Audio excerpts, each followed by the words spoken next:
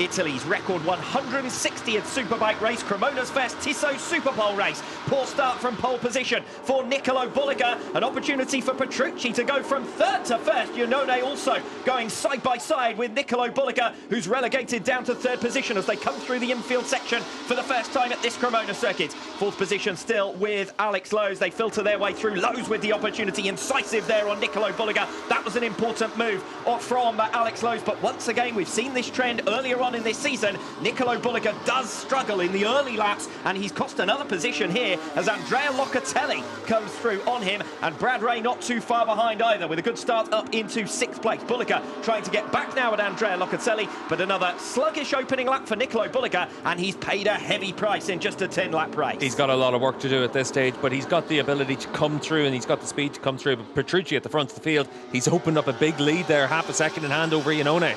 Petrucci's gone again, and it took him a few laps to stretch his advantage over Andrea Iannone yesterday, but no such problems here. He is braking well clear. Super ride in the early stages with sheer determination once again from Danilo Petrucci to work his way through quickly from third to first. Just a brief mention of riders inside those top 9 positions at the moment. Brad Ray we've already talked about in 6th place, Vierke 7th, then Tito Rabat, and Rabat's coming under some pressure from Iker Lecuona as they came through the heavy braking zone in turn 11. Rabat has managed to hold sway, in fact, in front of Xavi Vierke, so it was the other Honda he was scrapping with. So Rabat getting up into 7th place, while Axel Bassani fends off Iker Lecuona for the last of the points-paying positions. Lecuona, though, is through into turn 1. They've got Alvaro Bautista now right behind them, trying to get up onto the third row of the grid for race 2 this afternoon.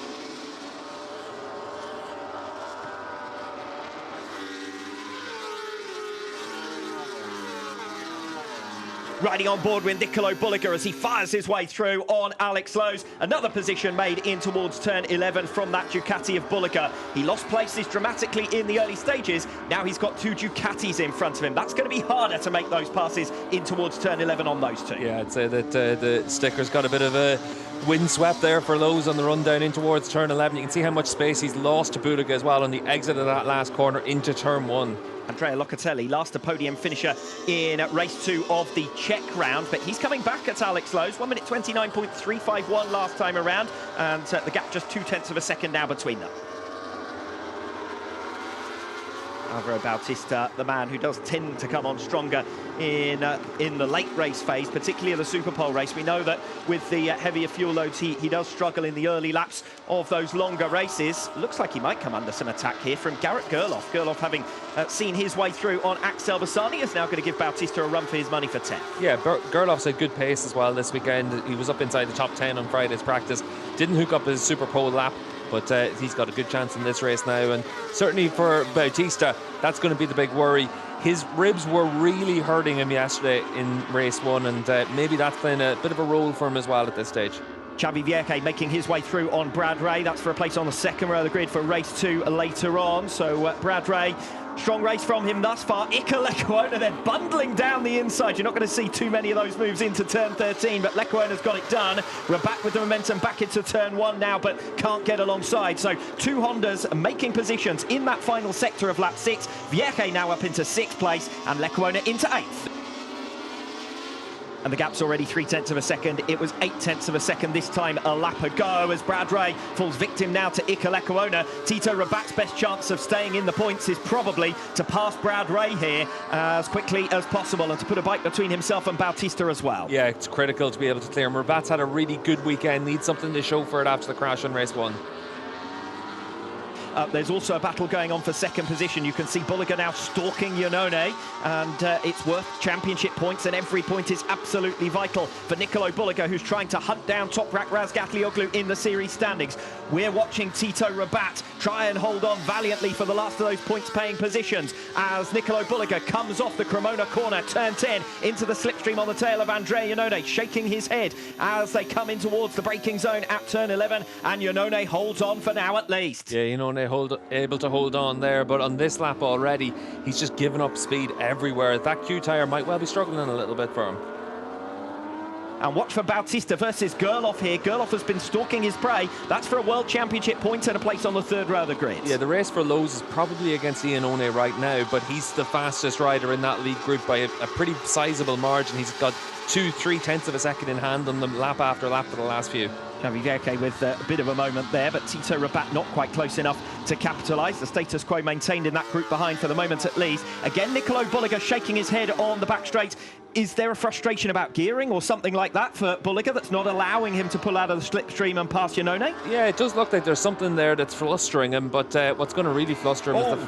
Rabat's gone in very deep. He was trying to defend against Alvaro Bautista for 8th position. Most important for Rabat is that he gathers it back up in the path of Garrett Gerloff. He almost goes up the back of Alvaro Bautista with a moment then into turn 13. Rabat's best opportunity to keep himself in contention for race 2 this afternoon, and it looks as though he's desperate to pick up that World Championship point.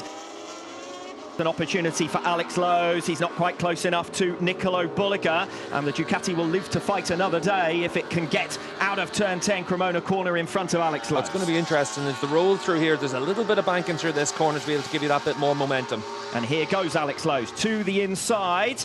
Nicolo Bulliger's left the door open and Lowe's has got through. That's exactly what he needed to do, knowing that Bulliger will have the momentum now down the back straight. Lowe's up into the podium places. Bulliger has struggled down this back straight in his fight against Andrea Iannone. Will he fare better against Alex Lowe's? We ride on board with Bulliger, relegated out of the podium positions, and Lowe's holds on for 3rd place. Bulliger doesn't have the grip on the exit of the turn 10 complex. That's why he's not able to give himself that drive down the back straight. Lowe's is the chance of P2 here. He's so much faster than Andrea Iannone as well. 1 lap to go for Andrea Iannone, 3.768 kilometres. Thankfully for him, it's the shortest of the season, but Alex Lowe's might not need the full distance to get through for 2nd place here. He's already picked off Nicolo Bulliger at turn 10 on the penultimate lap. We ride on board with Lowe's as he chases through the infield section against Andrea Iannone here for 2nd position. Yeah, and just further down as well, Bautista has the chance to be able to get into the top 5 as well in this last lap. Lowe's with so much more grip than Andrea Iannone, who's run a wider line, and Lowe's is through inside him, carrying the tight line very nicely indeed there. Alex Lowe's has come through from 4th position, passing 2 Ducatis into 2nd. 1 lap to go for Andrea Iannone, 3.768 kilometres. Thankfully for him, it's the shortest of the season, but Alex Lowe's might not need the full distance to get through for 2nd place here. He's already picked off Nicolo Bulliger at turn 10 on the penultimate lap. We ride on board with Lowe's as he chases through the infield section against Andrea Iannone here for 2nd position. Yeah, and just further down as well, Bautista has the chance to be able to get into the top 5 as well in this last lap. Lowe's with so much more grip than Andrea Iannone, who's run a wider line, and Lowe's is through inside him, carrying the tight line very nicely indeed there. Alex Lowe's has come through from 4th position, passing 2 Ducatis into 2nd place. Yeah, just a super decision to use that X tyre. That was how he was going to be able to get the most out of his package in this race.